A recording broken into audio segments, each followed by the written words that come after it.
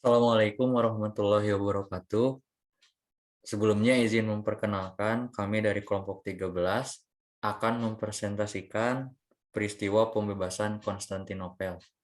Pemateri 1 akan disampaikan oleh saya sendiri, Muhammad Faris Fauzan, dengan NPM 100 400 202 37. Pemateri kedua oleh Doni Sonjaya dengan NPM 100 400 202 44. Dan pemateri ketiga Nanda Wijaksana dengan NPM 100 400 20209. Bab 1. Pendahuluan. Konstantinopel didirikan oleh Kaisar Romawi Konstantinus I yang sebelumnya bernama Bizantium. Situs ini terletak pada jalur darat dari Eropa ke Asia dan jalur Laut Hitam ke Laut Mediterania. Kota yang terkenal mewah dengan kemakmuran Mediterania Timur dan Asia Barat yang mengalir masuk ke Konstantinopel dan juga pertahanannya yang kuat karena dilapis tembok setinggi 60 kaki dari Bukit 1 ke Bukit 3 yang akhirnya mencapai sampai ke Bukit ke-14. Oleh karena itu banyak para bangsa terdahulu yang berusaha menaklukkan kota tersebut. Pada awalnya, Konstantinopel dibangun selama 6 tahun dan diresmikan pada 11 Mei 330 Masehi. Dan setelahnya, Konstantin yang menjadi Kaisar Romawi kala itu mengalami sakit parah, lalu meninggal. Terjadi kekosongan kekuasaan pada saat itu, selama beberapa bulan. Lalu, ketiga putra Konstantin, yaitu Konstantin, dan Konstantius, mengangkat diri mereka sebagai Augustus dan membagi daerah kekuasaan mereka masing-masing. Namun, pembagian ini menimbulkan pergesekan di antara mereka bertiga, yang pada akhirnya pergesekan ini berakhir karena Konstantin dan Konstan mati. Pada tahun tersebut, Konstantius menjadi pemimpin tunggal dari Kekaisaran Romawi. Dan pada November tahun 361, Konstantius mengakhiri pemerintahannya karena meninggal pada saat melakukan ekspedisi ke Persia dan digantikan oleh Julian pada Desember tahun 361 Masehi. Peristiwa berdarah dan pergantian kekuasaan terus terjadi sampai berlarut-larut lamanya. Dalam masa kurang dari seperempat abad, sejak kemenangan pertama atas wilayah Romawi, umat Islam mendekati tembok Konstantinopel yang menjadi ibu kota Kekaisaran Romawi Timur. Akan tetapi, adanya corak keagamaan dalam penaklukan tersebut semakin memperkuat motivasi umat Islam untuk menguasainya. Upaya untuk menaklukkan Konstantinopel dimulai sejak pemerintahan Khalifah Utsman bin Affan, para khalifah dari Bani Umayyah dan Bani Abbasiyah, hingga Sultan Murad II dari Daulah Utsmaniyah. Upaya selama 8 abad tersebut mengalami kegagalan sebelum dilanjutkan oleh Sultan Muhammad II yang selanjutnya disebut Sultan Al-Fatih. Mungkin pemateri kedua dilanjutkan oleh Kang Doni. Mangga, Kang Doni.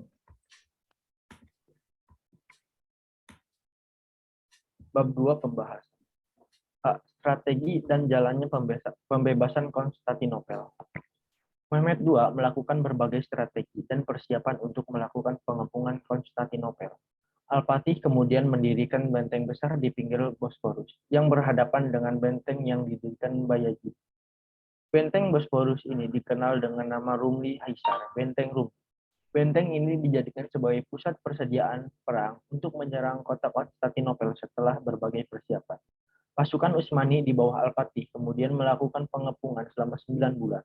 Pada 2 April 1453, Mehmed II menyatakan perang ke kota.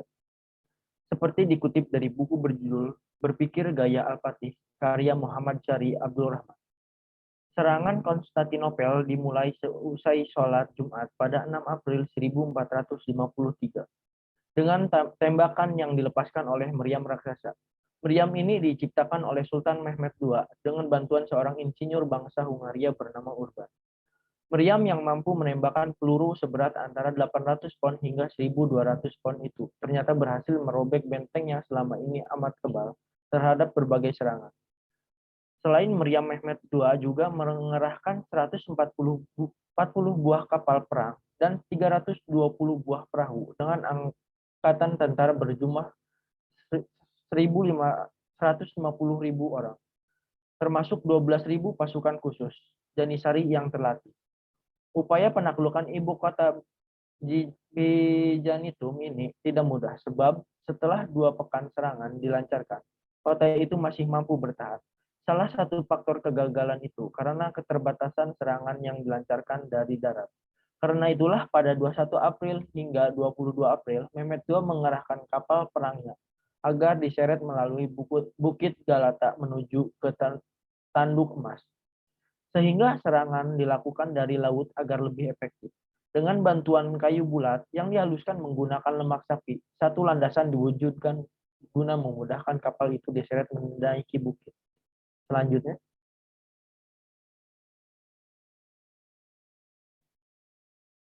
dampak pembebasan Konstantinopel dan perkembangan Islam pasca pembebasan oleh Sultan Mehmed II. Keberhasilan penaklukan Konstantinopel oleh Al-Fatih dan pasukan Utsmani membawa dampak yang sangat besar bagi dunia internasional. Berikut dampak dari kejatuhan Konstantinopel. 1. Perdagangan internasional yang berpusat di Konstantinopel dapat dikuasai oleh Utsmani. 2. Munculnya era penjelajahan samudra oleh bangsa Eropa untuk mencari sumber dari komoditas perdagangan internasional. 3. Berakhirnya kekuasaan Imperium Romawi dan berakhirnya abad pertengahan di Eropa. 4. Munculnya gerakan reformasi gereja, Renaissance, dan masa pencerahan di Eropa. Apabila dilihat dari latar belakang sejarah, konflik intens antara Romawi dan Islam terjadi pasca Perang Mu'tah dan Perang Tabuk, yaitu pada masa kepemimpinan Khalifah Abu Bakar dan Umar bin Khattab.